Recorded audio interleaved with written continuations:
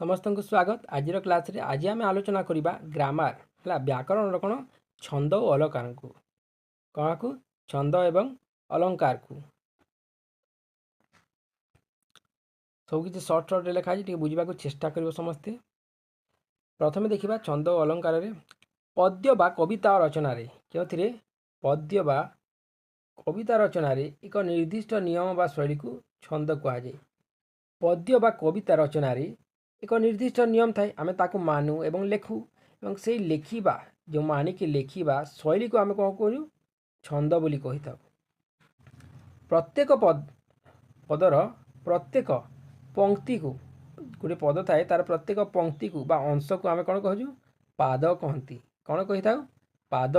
प्रति पदर कौन गोटे पदर कौन थाए प्रति पदरे दुई बा ततोधिक ततोधिक माने बेसी कौन थाए पाद थाए पदरे पाद थाए पादरे पद नुहे प्रत्येक पदरे पाद थाए बुझला।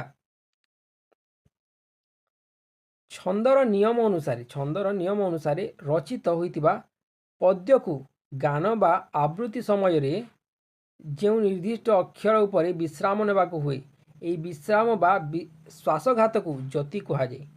जिते बेले कौन छंदर नियम अनुसार रचित होता है और पद्य को गान बा आम जिते आवृत्ति करूँ मुहरे माने ओठरे से ही समय किसी आम जपर यही जगार यही जगार यही जगार यही जगार देखिपार टी आम कौन पच मारू ना टी अटकू तो से जगह कौन कहे निर्दिष्ट अक्षर उपर आम विश्राम नेबाक हुए यही विश्राम बा श्वासघात को कौन कहुए जति कहुए जति है बा जतिपाद बोली कहुए कौन कहुए जति बा जतिपाद क्यों जगार यही जगह मान को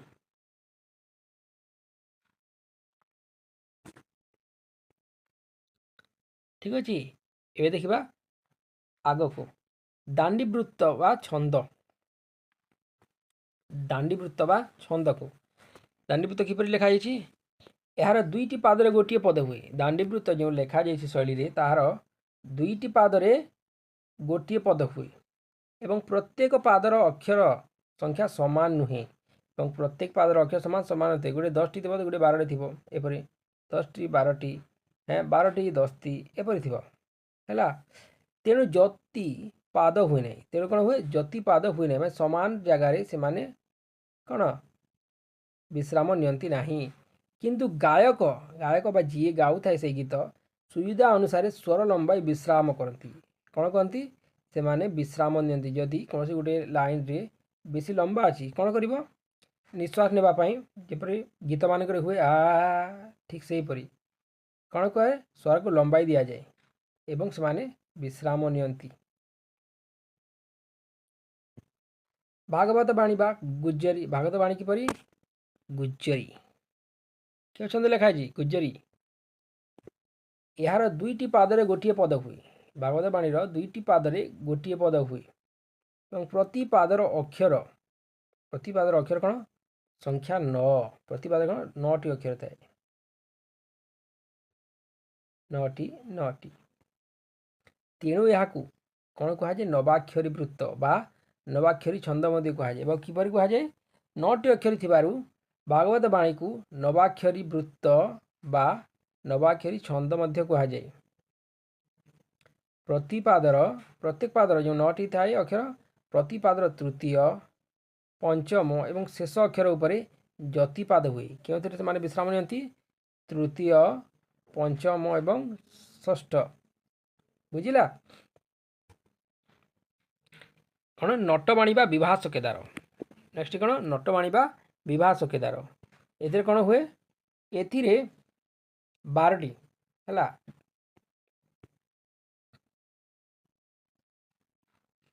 एथिरे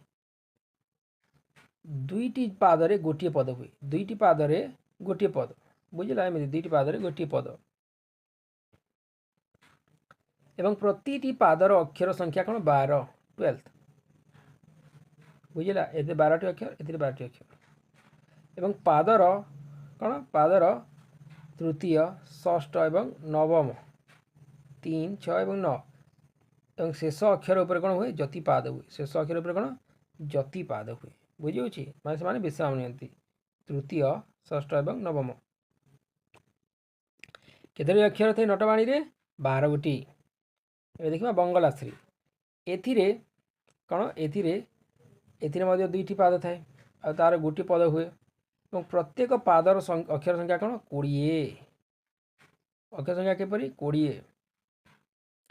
ପ୍ରଥମ ଓ ଦ୍ୱିତୀୟ ପାଦର ଷଷ୍ଠ, ପ୍ରଥମ ଏବଂ ଦ୍ୱିତୀୟ ପାଦ, ପ୍ରଥମ ପାଦ ଏବଂ ଦ୍ୱିତୀୟ ପାଦର ଷଷ୍ଠ, ଦ୍ୱାଦଶ, ଷଷ୍ଠ, ଦ୍ୱାଦଶ ଏବଂ ଅଷ୍ଟାଦଶ ଏବଂ ଶେଷରେ ଯେଉଁ ରହିଲା ଶେଷ ଅକ୍ଷର ଉପରେ କ'ଣ ହୁଏ ଯତି ପାଦ ହୁଏ। କେଉଁଥିରେ ଷଷ୍ଠ, ଦ୍ୱାଦଶ, ଅଷ୍ଟାଦଶ, ଅଷ୍ଟାଦଶ ମାନେ 18 ହେଲା ଏବଂ ଶେଷ ଅକ୍ଷରରେ ଯତି ପାଦ ହୁଏ, ମାନେ ସେମାନେ ବିଶ୍ରାମ ନିଅନ୍ତି। କେଉଁଥିରେ ବଙ୍ଗଳାଶ୍ରୀରେ କେତେଟି ଅକ୍ଷର 20ଟି ଅକ୍ଷର। ତାପରେ ଦେଖିବା କ'ଣ ରାମକେରି। କ'ଣ ରାମକେରି, ଏ ଆମ ଦେଖିପାରି ହୁଏ ଦୁଇଟି ପାଦରେ ଗୋଟିଏ ପଦ, ଦୁଇଟି ପାଦରେ ଗୋଟିଏ ପଦ ଏବଂ ପ୍ରତି ପାଦରେ କେତେଟି ଅକ୍ଷର ଥାଏ 16ଟି। କେତୋଟି 16ଟି। ଏହାର ନବମ, ଏକାଦଶ ଏବଂ ଷୋଡ଼ଶ, ନବମ, ଏକାଦଶ, ଷୋଡ଼ଶ ଅକ୍ଷରରେ ଯତି ପାଦ ହୁଏ। ବହୁତ ଲୋକ 16 ମାନେ 16 ଲେଖିବନି ରେ, 16 କ'ଣ ହୁଏ ଯତି ପାଦ ହୁଏ, ମାନେ ବିଶ୍ରାମ ନିଅନ୍ତି। ତାପରେ କ'ଣ ଚୋଖୀ। ଚୋଖୀରେ କ'ଣ ହୁଏ, ଚୋଖୀରେ ମଧ୍ୟ 4ଟି ପାଦରେ ଗୋଟିଏ ପଦ ହୁଏ। ଏଥିରେ 4ଟି ପାଦ ହେଲା, 4ଟି ପାଦ ହୁଏ ଏବଂ ପ୍ରତ୍ୟେକ ପାଦରେ ଏବଂ ପ୍ରଥମ 2ଟି ପାଦରେ କ'ଣ ହୁଏ 29ଟି ଅକ୍ଷର ଥାଏ। ପ୍ରଥମ 2ଟି ପାଦରେ କ'ଣ ଥାଏ, ଏ 2ଟି ପାଦରେ କ'ଣ ହୁଏ 29ଟି ଅକ୍ଷର ହୁଏ। କ'ଣ ହୁଏ 29ଟି, ପ୍ରଥମ ପାଦରେ 29ଟି ବୁଝିଲା ଏବଂ ତୃତୀୟ ପାଦରେ 9ଟି, ତୃତୀୟ ପାଦରେ 9ଟି ଏବଂ ଚତୁର୍ଥ ପାଦରେ 13ଟି। ଏହିପରି ରହିଥାଏ 29ଟି, 29ଟି, 9ଟି, 13ଟି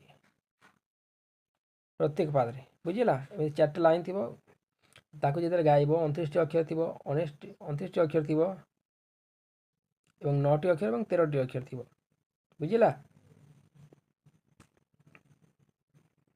ତାପରେ କ'ଣ ଶଙ୍କରାଭରଣ। କ'ଣ ଶଙ୍କରାଭରଣ, ଏହାର 4ଟି ପାଦରେ ଗୋଟିଏ ପଦ, 4ଟି ପାଦରେ ଗୋଟିଏ ପଦ ଏବଂ ପ୍ରଥମ, ଦ୍ୱିତୀୟ ଓ ଚତୁର୍ଥ ପାଦରେ କେତୋଟି ଅକ୍ଷର ଥିବ, କେତୋଟି 14ଟି ଲେଖାଏଁ, କେତୋଟି 14ଟି ଏବଂ ତୃତୀୟ ପାଦରେ 8ଟି ହେଲା। ତୃତୀୟ ପାଦରେ ଯେଉଁ ଅଛି କେତୋଟି 8ଟି ହେଲା। ଏଥିରେ 14, 14, 8 ଏବଂ 14 ବୁଝିଲା। ପ୍ରଥମ ପାଦରେ 14, ଦ୍ୱିତୀୟରେ 14, ତୃତୀୟରେ 8 ଏବଂ ଚତୁର୍ଥରେ 14 ଏପରି ଅକ୍ଷର ଥାଏ। କେଉଁଥିରେ ଶଙ୍କରାଭରଣରେ। ଏହା ଗଲା ଛନ୍ଦ, 8 ପ୍ରକାରର ଛନ୍ଦ ଗଲା। ଏବେ ଦେଖିବା ଅଳଙ୍କାର ବିଷୟରେ। ଅଳଙ୍କାର ହେଲା, ସୁନା ଗହଣା ନୁହେଁ, ଅଳଙ୍କାର ଯାହାକି ଅକ୍ଷରକୁ ସୁନ୍ଦର କରେ। ସାହିତ୍ୟକୁ ସରଳ, ସୁନ୍ଦର ଓ ରମଣୀୟ କରିବାକୁ ଯେଉଁ ସୌନ୍ଦର୍ଯ୍ୟବର୍ଦ୍ଧକ ଉପାଦାନ ଆବଶ୍ୟକ ହୁଏ ତାହାକୁ ଅଳଙ୍କାର କୁହାଯାଏ। ସାହିତ୍ୟକୁ କାହାକୁ, ସାହିତ୍ୟକୁ ସରସ, ସୁନ୍ଦର ଓ ରମଣୀୟ କରିବାକୁ ଯେଉଁ ସୌନ୍ଦର୍ଯ୍ୟବର୍ଦ୍ଧକ ଉପାଦାନ ଆବଶ୍ୟକ ହୁଏ ତାହାକୁ ଅଳଙ୍କାର କୁହାଯାଏ। ଅଳଙ୍କାର କାହାକୁ କୁହାଯାଏ କହିଲେ, ଏଇଟା ହିଁ ଆନ୍ସାର। ସାହିତ୍ୟକୁ ସରସ, ସୁନ୍ଦର, ମଧୁର କରିବା ପାଇଁ, ସାହିତ୍ୟକୁ ସରସ, ସୁନ୍ଦର, ରମଣୀୟ କୁହାଯାଇଥିଲା ନା, ଏଥିରେ ମଧୁର କରିବା ପାଇଁ ଯେଉଁ ସବୁ ଶବ୍ଦ ବା ଅର୍ଥର ଆମେ ଉପଯୋଗ କରୁ ତାକୁ ଅଳଙ୍କାର କୁହାଯାଏ ହେଲା। ବୁଝିବା ପାଇଁ ଏହାକୁ ଲେଖାଯାଇଛି, କେଉଁଥିରେ କିଏ ମଧୁର କହିବ, କିଏ ରମଣୀୟ କହିବ ହେଲା। ଅଳଙ୍କାର 2 ପ୍ରକାର। ଅଳଙ୍କାର କେତେ ପ୍ରକାର, 2 ପ୍ରକାର। ଗୋଟିଏ ହେଲା ଶବ୍ଦାଳଙ୍କାର ଏବଂ ଅର୍ଥାଳଙ୍କାର। ଗୋଟିଏ ହେଲା କ'ଣ ଶବ୍ଦାଳଙ୍କାର, ଗୋଟିଏ ଅର୍ଥାଳଙ୍କାର। ଶବ୍ଦାଳଙ୍କାର କ'ଣ, ଯେହେତୁ ଯମକ, ଅନୁପ୍ରାସ ଏବଂ ଶ୍ଲେଷ ଲାଗିଥାଏ। କ'ଣ କ'ଣ ଲାଗିଥାଏ, ଯମକ, ଅନୁପ୍ରାସ ଏବଂ ଶ୍ଲେଷ। ଏବଂ ଅର୍ଥାଳଙ୍କାର କ'ଣ, ଯେହେତୁ ଉପମା, ଉତ୍ପ୍ରେକ୍ଷା, ରୂପକ ଏବଂ ବ୍ୟତିରେକ ହେଲା। ଏହା ହେଉଛି ଅର୍ଥାଳଙ୍କାର, ଏହା ହେଉଛି ଶବ୍ଦାଳଙ୍କାର। ତ ଗୁଡ଼ିଏ କରି ଦେଖିବା ଆମେ। ପ୍ରଥମରେ ଦେଖିବା କ'ଣ ଅନୁପ୍ରାସ ହେଲା। ପଦ ମଧ୍ୟରେ ଏକ ବା ଏକାଧିକ, ପଦ ମଧ୍ୟରେ କ'ଣ ଏକ ବା ଏକାଧିକ ଥର ଯଦି ବ୍ୟଞ୍ଜନ ବର୍ଣ୍ଣ ବାରମ୍ବାର ଉଚ୍ଚାରିତ ହେଲେ ତାହାକୁ ଅନୁପ୍ରାସ ଅଳଙ୍କାର କୁହାଯାଏ। କେତେବେଳେ କୁହାଯାଏ ଅନୁପ୍ରାସ, ଯଦି କୌଣସି ପଦ ମଧ୍ୟରେ ଥରେ କିମ୍ବା ବେଶୀ ଥର ଯଦି ବ୍ୟଞ୍ଜନ ବର୍ଣ୍ଣ ବାରମ୍ବାର ଉଚ୍ଚାରିତ ହେଉଛି ତାହାକୁ କ'ଣ କୁହାଯିବ, ଅନୁପ୍ରାସ ଅଳଙ୍କାର କୁହାଯିବ ବୁଝିଲା। ଯେପରିକି ଉତ୍କଳ କମଳା ବିଳାସ ଦୀର୍ଘିକା, କ'ଣ ଉତ୍କଳ କମଳା ବିଳାସ ଦୀର୍ଘିକା ମରାଳ ମାଳିନୀ ନୀଲାମ୍ବ ଚିଲିକା। ଏହି ଦୁଇଟି ପଦରେ କ'ଣ ଏ ଦୁଇ ପଦ ଯେଉଁ ଅଛି କ କ ଲାଗିଛି ନା କ ଏବଂ ଳ ଏବଂ ସ ବାରମ୍ବାର ଆବୃତ୍ତି ହେଇଛି ଦେଖି ଦେଖ କ ଳ ଏବଂ ସ ଲାଗିଛି ନା। ଏଇଟା ହେଉଛି କ'ଣ ଅନୁପ୍ରାସ ଅଳଙ୍କାର।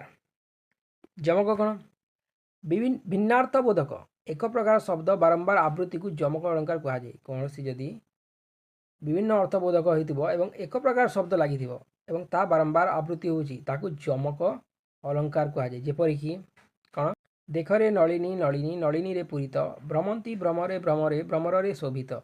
ଏଥିରେ କ'ଣ ଏଥିରେ ମଧ୍ୟ ବାରମ୍ବାର ଆବୃତ୍ତି ହେଇଛି କିନ୍ତୁ ଏଇ ନଳିନୀ ଏବଂ ନଳିନୀର ମାନେ କ'ଣ ଅଲଗା ଅଲଗା, ତେଣୁ ଏଥିରେ କ'ଣ ହେବ ଯମକ ଅଳଙ୍କାର ହେବ। ଶ୍ଲେଷ ଯେଉଁଠାରେ ଗୋଟିଏ ଶବ୍ଦ ଦୁଇ ବା ତହିଁରୁ ଅଧିକ ଭିନ୍ନାର୍ଥ ଅର୍ଥ ପ୍ରକାଶ କରି ସେଠାରେ ଶ୍ଲେଷ ଅଳଙ୍କାର ହୁଏ। ଯେଉଁଠାରେ କୌଣସି ଶବ୍ଦର ଅର୍ଥ ଦୁଇ ବା ତାରୁ ଅଧିକ ଅର୍ଥ ପ୍ରକାଶ କରୁଛି ସେଠାରେ କ'ଣ ହେବ ଶ୍ଲେଷ ଅଳଙ୍କାର ହେବ। ବୁଝିଲା। ଯେଉଁ ପଦ ଏକାଧିକ ଏକରୁ ଅଧିକ ଏକାଧିକ ଅର୍ଥ ଯଦି ପ୍ରକାଶ କରୁଛି ତାହାକୁ କ'ଣ କୁହାଯିବ ଶ୍ଲେଷ ଅଳଙ୍କାର କୁହାଯାଏ। ଏହା ମଧ୍ୟ ତିନି ପ୍ରକାର ଶ୍ଲେଷ। ଗୋଟେ ହେଉଛି ସଭଙ୍ଗ, ଅଭଙ୍ଗ ଏବଂ ଭଙ୍ଗାଭଙ୍ଗ। ଅଭଙ୍ଗ, ସଭଙ୍ଗ ଏବଂ ଭଙ୍ଗାଭଙ୍ଗ ଶ୍ଲେଷ। ବୁଝିଲା। ଏକ୍ସାମ୍ପଲ୍ କ'ଣ ଦେଇଛି ଦେଖ ବାବୁ ନାକସିରି ଦାନ ଯୋଗ୍ୟ ଯେସାକୁ। ବାବୁ ନାକସିରି ଦାନ ଯୋଗ୍ୟ ଯୋସାକୁ ବିହାର କାନନ କରେ ଆଲିଙ୍ଗନକୁ। ଏଥିରେ ନାକ ମାନେ କ'ଣ ସ୍ୱର୍ଗ, ସିରି ମାନେ କ'ଣ ଐଶ୍ୱର୍ଯ୍ୟ ବା ସମ୍ପଦ, ଦାନ ବା ଦାନ ଦେବା ମାନେ ପ୍ରଥମ ଅର୍ଥରେ ହୋଇଥାଏ। ନାକସିରି ବା ନାକର ସୌନ୍ଦର୍ଯ୍ୟ ଓ ଦାନ ଅର୍ଥ ମାନେ ଛେଦନ ଯାହାକି ଦ୍ୱିତୀୟ ଅର୍ଥରେ। ବୁଝିଲା। ତେଣୁ କ'ଣ ବିଭିନ୍ନ ଅର୍ଥ ଏକରୁ ଅଧିକ ବୁଝିହେଉଛି ନି ଅଧିକ ତହିଁରୁ ଅଧିକ ଅର୍ଥ ପ୍ରକାଶ କଲେ ତାହା କ'ଣ ହୁଏ ଶ୍ଲେଷ ଅଳଙ୍କାର ହୋଇଥାଏ। ଏବେ ଦେଖିବା କ'ଣ ଉପମା। ଯେଉଁ ବାକ୍ୟରେ ଉପମାନ ଉପମେୟ ଏବଂ ସମାନ ଧର୍ମ ବିଶିଷ୍ଟ ହୋଇଥାନ୍ତି ଓ ସେମାନଙ୍କ ମଧ୍ୟରେ ଥିବା ସାଦୃଶ୍ୟ ମାନେ କ'ଣ ପରିତୁଲ୍ୟ ବା ସଦୃଶ ଯେହ୍ନେ ସେନେ ସରିଯାଏ ସରି ବା ଯଥା ଏପରି ଯେଉଁ ମିଶାମିଶି ବୁଝିହେଉଛି ନା ପରି ବା ତୁଲ୍ୟ ଯେଉଁଥିରେ ଲଗେଇଥାଉ ଆମେ ସଦୃଶ ଦିଶିଥାଏ ଯେହ୍ନେ ଶେଷ ଯେସନ ସରି ଯଥା ଯେଉଁଥିରେ ଲାଗିଥାଏ ସାଦୃଶ୍ୟ ମାନେ ହେଲା ବୁଝିହେଉଛି କି ନି ସାଧାରଣ ବୋଧକ ଶବ୍ଦ ଦ୍ୱାରା ଅଭିହିତ ହୋଇଥାଏ ସେଇଟାରେ କ'ଣ ଉପମା ଅଳଙ୍କାର ହୁଏ। ଯେଉଁ ଶବ୍ଦରେ ଏହିସବୁ ୱାର୍ଡ଼ ମାନେ ଲାଗିଥାଏ ବୁଝିହେଉଛି ସେଥିରେ କ'ଣ ଉପମା ଅଳଙ୍କାର ଲାଗିଥାଏ। ଉପମା ଅଳଙ୍କାର ଲାଗିଥାଏ ବା ଉପମା ଅଳଙ୍କାର ହୁଏ।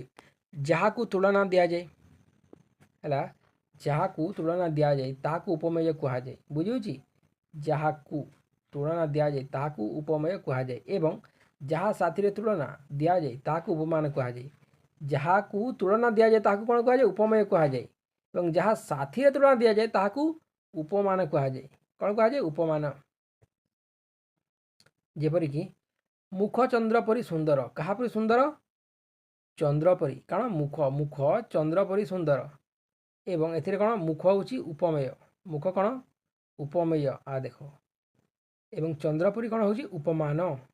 କାହାର ଉଦାହରଣ ଦିଆହେଉଛି ଚନ୍ଦ୍ର ପରି ତେଣୁ ସେ ହେବ ଉପମାନ। ବୁଝିଲା।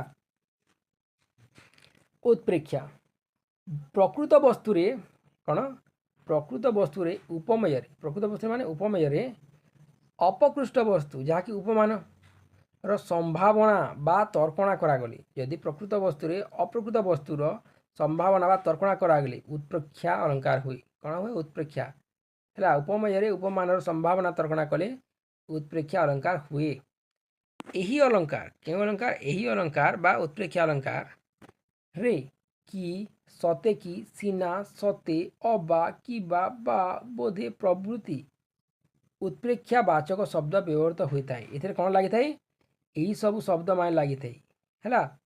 ଯେପରିକି ସତେ କି କେଉଁଟା କି ସତେ କି ସିନା କି ସତେ କି ମାନେ ଏଥିରେ ସତେ ଅବା କିବା ବା ବୋଧେ ପ୍ରଭୃତି ଏସବୁ ଲାଗିଲେ କ'ଣ ହୁଏ ଉତ୍ପ୍ରେକ୍ଷା ବାଚକ ଶବ୍ଦ ହୋଇଥାଏ।